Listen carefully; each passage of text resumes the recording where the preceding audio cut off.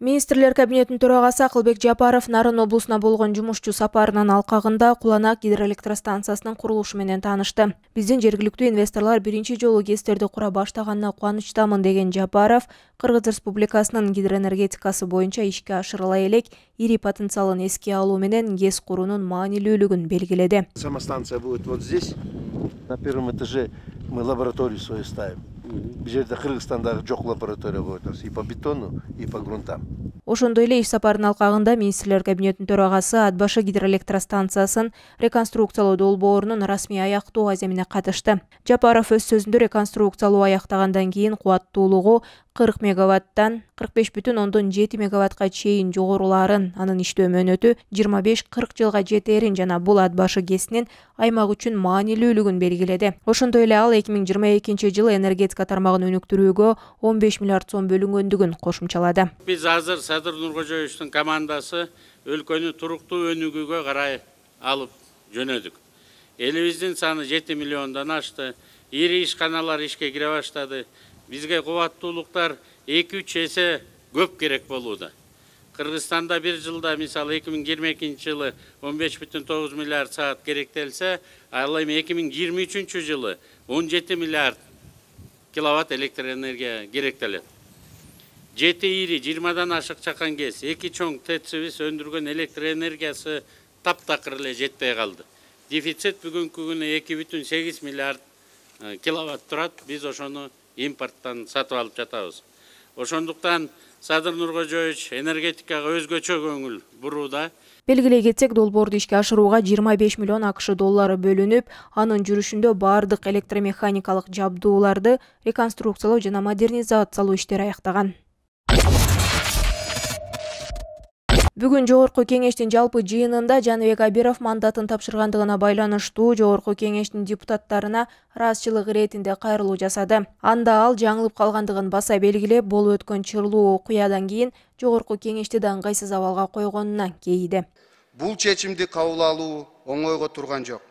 Анткени Борбор каалабыздын Ленин районундагы 11.813 шайлоочу мага ишенип, алардын өлкө парламентиндеги өкүлү болууга укук берди эле мага.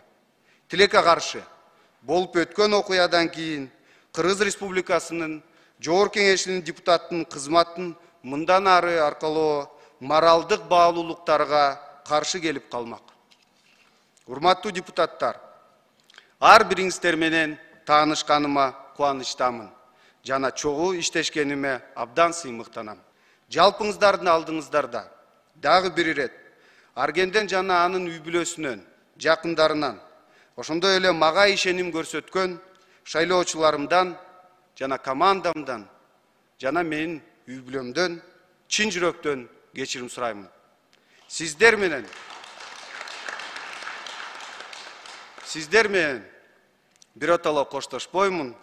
Жолугушканга чейин гана демекчимин. Эскерте кетсек, Жогорку кеңештин депутаты Жаныбек Абиров кафедеги мушташтан улам депутаттык мандатын өз арызы менен тапшырып берген. Ал шайланып келген номер 26 Ленин бир мандаттуу шайлоо округу боюнча Жогорку кеңештин депутаты мөөнөтүнөн мурда шайлоо 2023-жылдын 28 майына дайындалган. Учурда талапкерлерди каттоо жүрүп жатат. БШКнын маалыматына ылайык, шайлоого катышууга ниетин билдирген талапкерлердин саны 7-ге жетти.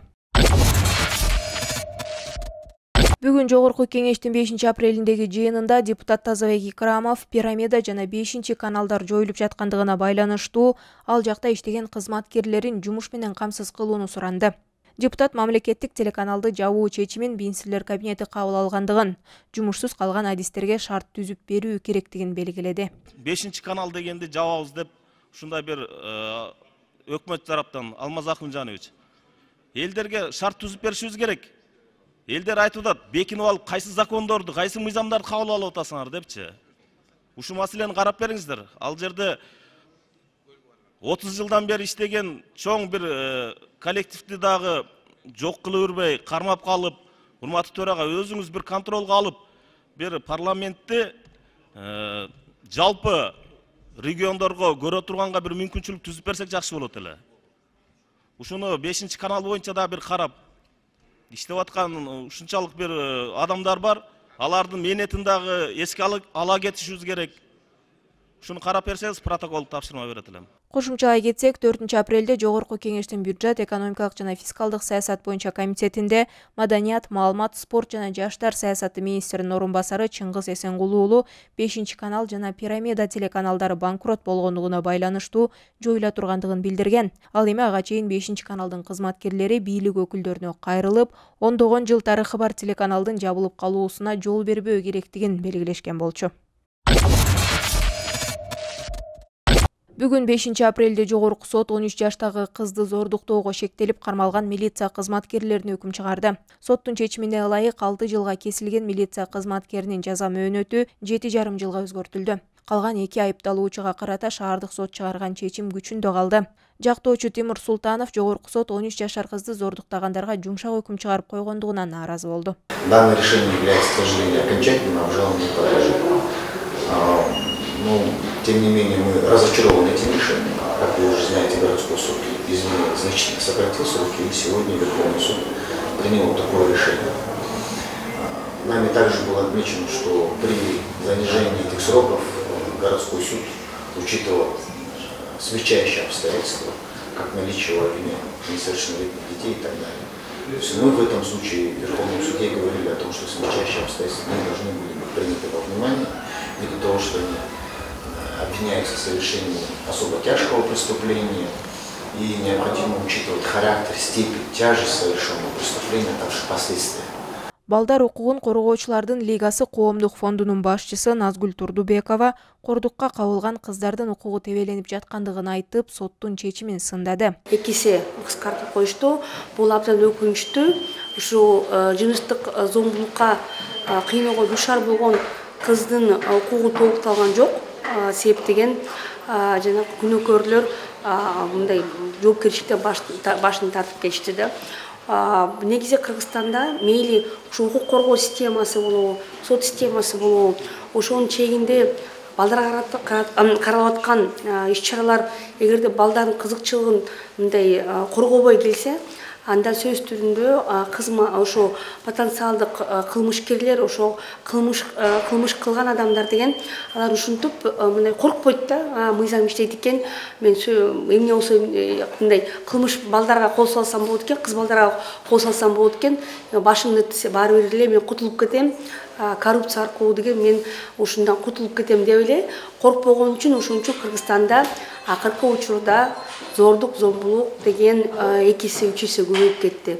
Эскерте кетсек, окуя былтыр болгон. Кылмышка милициянын 2 кызматкери жана Дордой базарынын кароолчусу айыпталууда. Быйыл январь айында 2 милиция кызматкеринин жаза мөөнөтү кыскартылып, алар 6 жана 9 жылга берилген. Ага байланыштуу жабырлануучу тарап акыйкат издеп Жогорку сотко кайрылышкан.